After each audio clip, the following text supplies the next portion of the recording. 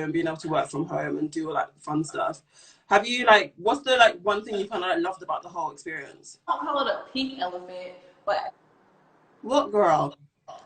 Tony used to style me, y'all. She Excuse me, was that's why I'm such, catching she up was, with you, sis. no, she was such an amazing stylist, but she was in the UK, so I couldn't kidnap her and bring her to America. But she did a lot of great looks for me. That So is no elephant in the room, sis. I am, yeah, that's why I was like, it's not the elephant, but I don't know what to call it, but you know what I mean. Anyways, this is my homegirl. Like, I've been No, I know. This is not no just random live, so I'm really happy to be here with you, girl. Like, you ain't just no interviewer, girl. You used to style me. Sis, listen, I'm adding interviews to my bio at the moment, so it is what it is. But no, it's so funny you said that because we literally go so way back, like from the beginning stages. And I literally, like you said, she's still in London, honey, so she can't be kidnapped as of yet. But you know, girl, I was trying to kidnap you, girl. You are one of the most bomb, amazing stylists. I'm so happy to see that you're still with Wonderland. But yes, girl, nice to see you. I know, long time. I wanted to also like kind of get into just how have you been like dealing with the whole quarantine thing? Creativity. I was the only child for like 11 years, so I spent a lot of time by myself. So for me, it just feels like my childhood, like just staying home, creating mood boards, drawing, getting ready for pretty bitch music, you know, girl. What's been like your kind of like, how has like quarantine affected like your creative process when it comes to the music and it comes to writing and all that stuff? I'm sorry, you said, say one more time? In terms of like, how has like the quarantine affected like your creative process when it comes to like writing new music? Like, obviously we know the single's coming tomorrow, but I feel like it's given me a lot of time to just think and reflect because like I rushed my first two projects, but this one I didn't. So I'm just really excited to just share this new chapter of this music in my life because it's so good. And I've never been so confident in a project before. My song tomorrow is a lot of fun. And then I've been teasing the song Back to the Streets, which was produced by Timbaland. So just a lot of great things. You know, it's just some light work, Timberland. You know, light work, you know, bro. But you know what? So I want to take it back to, you know, just obviously pursuing a rap career, going to college, juggling that to get a degree at the same time in Southern California. How was that situation for you at the time? Trying to get a degree. Yeah, and then also just like juggling rap, the career, trying to like get out there, get known, get noticed. At the time, how was it like? When it came to college, girl, I feel like every student can feel me on this. When it comes to exams, midterms, or having to write a 10-page paper, girl, you just want to drop out. So I had plenty of moments where I just wanted to be like, forget this, I just want to do music. But I finished and got a bachelor in business and communication, but it was really hard trying to juggle the two at the same time. Was there anyone that you kind of like looked up to at that time when you were like younger at that time? J. Cole, because to my knowledge at the time, he was the only rapper that was that had went to school and was pursuing music. And he actually majored in communication himself. So I'm like, if he can graduate and do it, then I can do it too. So I'm happy that, you know, the younger girls who do decide to go to college, that, you know, they can still pursue music after they're done or even while they're still in school. Everything is possible. So I'm happy to, you know, be that for the girls. No, I love the way you speak about that. Now, I know, I mean, the girls know, like, I know, obviously, because we go way back, but what does it mean to be an icy girl?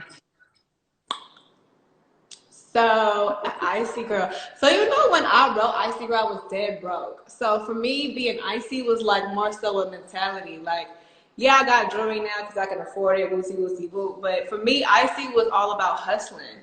And I feel like if you hustling, you an independent woman and you bout your bag in business, that's what makes you an icy girl. Because if you hustling, ultimately you're going to be able to enjoy the finer things in life. So that's what an icy girl is to me. And how would you like this, like, outside looking in, like, how would you describe like your rap style in terms of like your flow and stuff? I I would describe, I feel like in the Bay, like we love the bass. We love, you know, just complimenting the bass. So I feel like it kind of changes, especially with this new project. At first it was kind of just like I would just write it, but now I'm kind of doing more inflections, kind of playing with my voice a little more, getting more comfortable on the mic. So I would say that it's growing because I don't think I don't know if there's a Saweetie flow yet, but Saweetie is definitely trying new flows that sound hella bomb. No, I mean, I've actually heard Tap It, and you know, because you know, I got the connect. Yeah! So That I is got over the there. connect. So What's sorry up? to anyone that's jealous in the comments right now, but I can, you know, the flow has definitely developed. It definitely feels like you're coming into your own even more.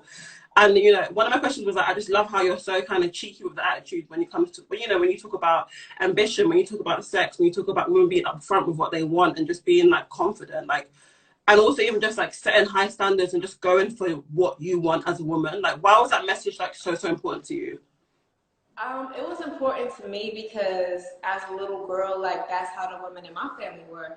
And that's why I'm so confident because my aunties, my grandma, my mama, like they all look different but was comfortable in their own skin. So just seeing different women just be bomb in their own sense of style in life, it just rubbed off on me. And that's what I want to do with like pretty bitch music because people hear pretty bitch, they're all like, oh, pretty, stuck up, shallow. They're like, bitch, oh, why is she calling, you know, a bitch? But for me, pretty is like, what's your pretty? What makes you pretty? Because not everybody looks alike, you feel me? And my fan base is so diverse. So it's just like, I see a lot of bomb ass men and women support me and no two people look alike. So for me, it's just kind of redefining what it means to be pretty. And then bitch, you know, it's Pac's birthday today, right? Yeah. So I love Pac. Yeah. And Thug Life was an acronym. So for me, bitch is an acronym. And for bitch, it's like bossy or boss, independent, tough, creative. And I'm from the Bay, so they just hype me. So that's, you know, pretty bitch.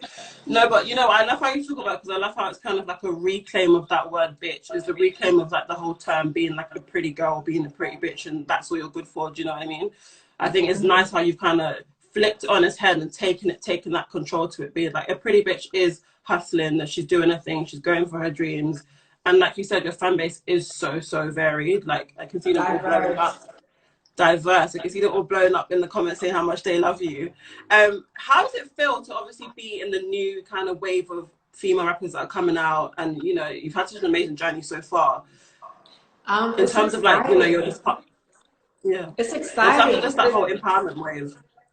You know what? I'm just so excited to be a part of this era in time because growing up, you know, there wasn't a lot of female rappers who were dominating at the same time. So the fact that we all doing our own thing, proving that we can be popping without no cosign and be popping and just do our own shit. Like we all got our own sense of style and taste, and it's just great to see women flourishing. So I'm excited to just grow from being that little girl. You know, we didn't have social media, but like on YouTube, watching the girls rap. So now I'm one of those girls. So it's an exciting time for me in my life. And also, I wanted to mention, in terms of being like a woman in the industry, do you like? How's it been? Do you find it kind of difficult to navigate the industry because obviously the rap industry is so male dominated, or do you kind of feel like it's kind of getting better? I feel like it's slowly progressing. I feel like we are tackling those hurdles. And when it comes to being a woman, it's just unfortunate. Like we're just so compared all the time. And when you compare to somebody, you're basically pitting them against each other. But I'm happy that we're finally starting to overcome like the rumors or the stuff that other people are starting. Because sometimes, you know, the beef ain't even coming from the artist. It's coming from the people online. So I think that it's just very important to see past that bullshit. Literally, that is the line. See past it, tunnel vision, and right. If you support queens, like it's just that's the way to do it. You know what I mean? There's no point of like trying to tear each other down, or like you said, most of the time it's not even coming from the artist.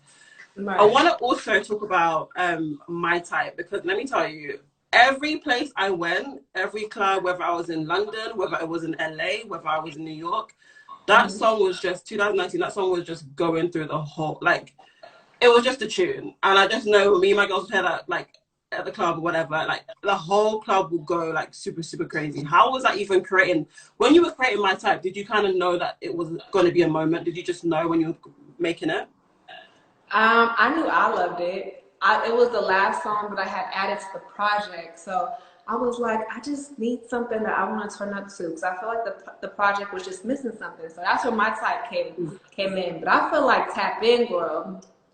Tap In is just, ooh, it's just like that times 100. So I'm just so excited for it to drop tomorrow, because I feel like it's gonna be my new My Type. And talking about like just the My Type with this new project, I feel like there's not just one type of My Type, there's hella My Types. Like I really worked super hard on developing this sound, and I got a lot of slaps on the way.